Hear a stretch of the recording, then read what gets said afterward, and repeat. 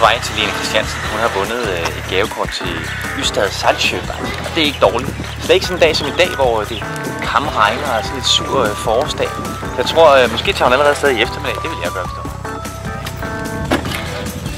Der er nogen hjemme. Hej Lene. Hej. Og tak for sidst. Ja, selv tak. Blomster, gavekort. Det er okay ud. Det gør det i hvert fald. Ja. Det gør. De glæder sig rigtig meget til at se det. Det er da godt. Ja.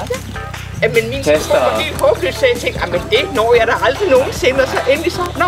Og så tænkte jeg, ej shit, nu ringer min telefon, hvad sker der lige? Jamen det bliver jo nok manden, der kommer ud.